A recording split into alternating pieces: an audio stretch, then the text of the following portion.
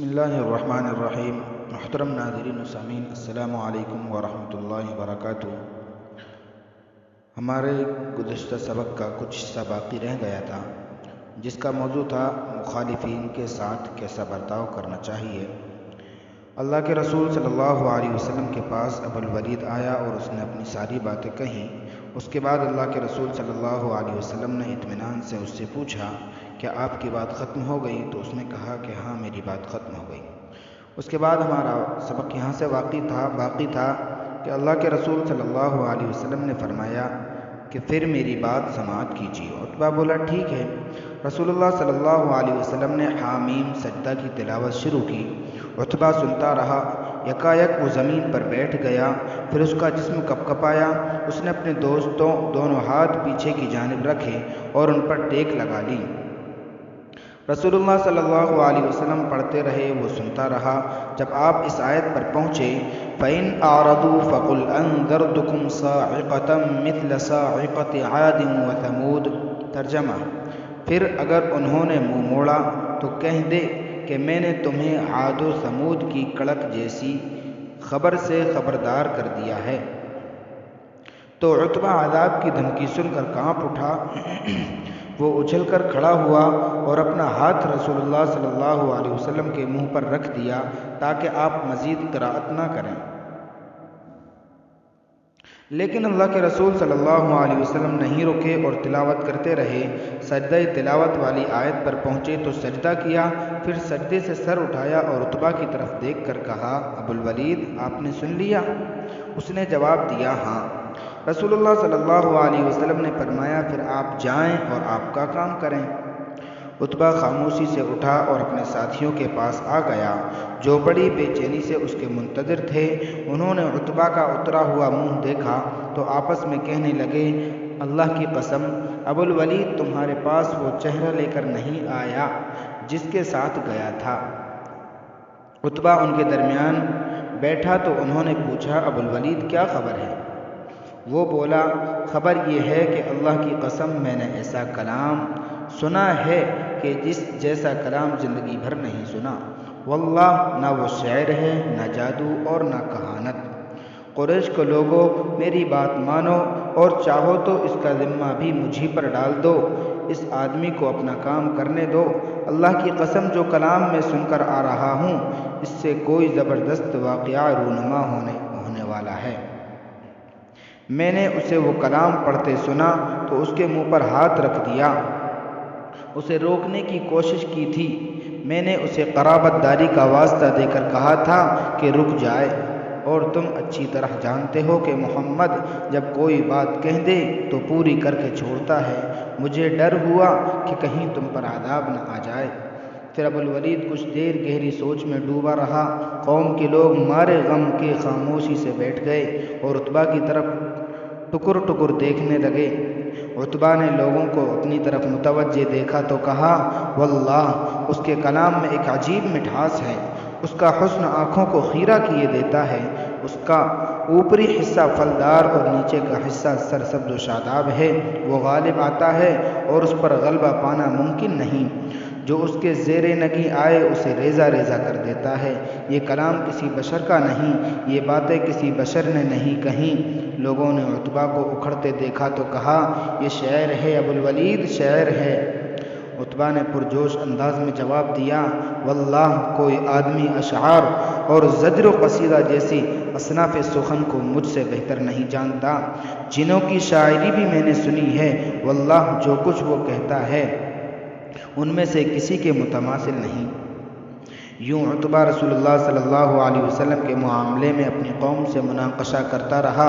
یہ درست ہے کہ عتبہ اسلام نہیں لایا، تاہم دین کے لیے اس کا دل نرم پڑ گیا تھا۔ غور کیجئے، رسول اللہ صلی اللہ علیہ وسلم کے اعلیٰ کردار نے کیسا اثر دکھایا۔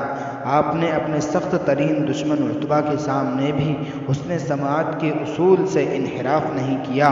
اس کے بعد قریش کے لوگ ایک روز پھر جمع ہوئے۔ اس بار انہوں نے حسین بن منذر خزاعی کو، جو جلیل القدر صحابی عمران بن حسین کے والد تھے، نبی صلی اللہ علیہ وسلم سے مناظرہ کرنے کے لیے تیار کیا۔ ابو عمران نبی صلی اللہ علیہ وسلم کی طرف آیا۔ آپ مسجد میں تشریف فرما تھے اور صحابہ اکرام ارد گرد حلقہ بنائے بیٹھے تھے۔ ابو عمران نے آتے ہی قریش کی روایتی زبان میں وہی گھسے پٹے الفاظ دہرائے کہ تم نے ہمارا شیرازہ بکھیر دیا اور ہمیں ٹکڑے ٹکڑے کر دیا۔ نبی صلی اللہ علیہ وسلم خاموشی سے سنتے رہے۔ اس نے اپنی بات ختم کی تو نبی صلی اللہ علیہ وسلم نہایت مؤدب لہجے میں گویا ہوئے، ابو عمران آپ اپنی بات کر چکے؟ اس نے جواب میں کہا ہاں۔ آپ نے فرمایا تب میں آپ سے چند ایک سوال پوچھتا ہوں، آپ ان کا جواب دے دیجئے۔ ابو عمران نے کہا ہاں پوچھو، میں سن رہا ہوں۔ آپ صلی اللہ علیہ وسلم نے پہلا سوال کیا، ابو عمران آج کل آپ کتنے خداؤں کی پرستش کرتے ہیں؟ وہ بولے 7 خداؤں کی، 6 زمین میں ہیں اور 1 آسمان میں۔ آپ نے ان میں سے کس خدا سے مرادیں مانگتے ہیں اور ڈرتے ہیں؟ اس خدا سے جو آسمان میں ہے۔ حسین اگر آپ اسلام لے آئیں تو میں آپ کو 2 ایسے کلمے سکھاؤں گا جو آپ کو فائدہ دیں گے۔ رسول اللہ صلی اللہ علیہ وسلم نے نرمی سے کہا۔ حسین فوراً مسلمان ہو گئے اور پوچھا اے اللہ کے رسول، مجھے وہ 2 کلمے سکھا دیجئے جن کا آپ نے مجھ سے وعدہ کیا تھا۔ رسول اللہ صلی اللہ علیہ وسلم نے فرمایا قل اللہم الہمنی رشدی واعذنی من شر نفسی۔ آپ کہا کیجئے اے اللہ میرے دل میں رشد و ہدایت ڈال دے اور مجھے میرے نفس کے شر سے بچا۔ سبحان اللہ، یہ کیسا عمدہ طرز عمل تھا اور لوگوں کے دلوں پر اس کی کیسی عجیب تاثیر تھی۔ یہی اسلام کا دعوتی انداز ہے جو کافروں کو اسلام کی طرف لانے اور بھلائی کی جانب ان کے کھنچ کر آنے کا باعث بنتا ہے۔ ایک صاحب اعلیٰ تعلیم کے لیے جرمنی گئے۔ وہاں انہوں نے ایک فلیٹ میں رہائش اختیار کی۔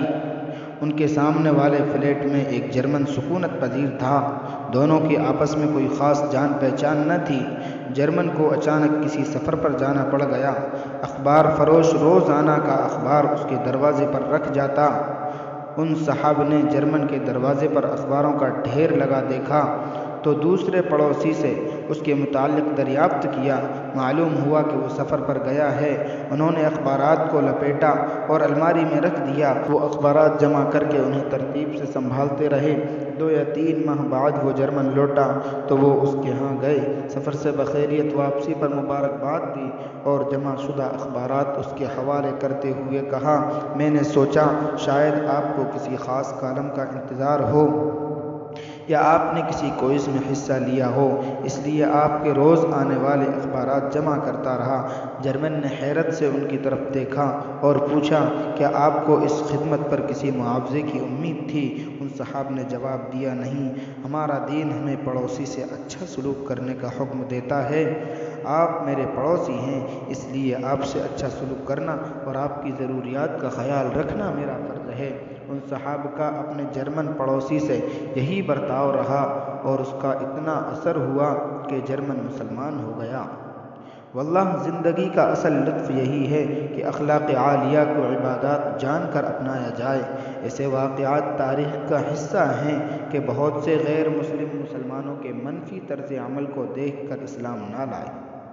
روشنی کی کرن، بہترین داعی وہ ہے جو زبان سے پہلے اپنے کردار سے دعوت دیتا ہے۔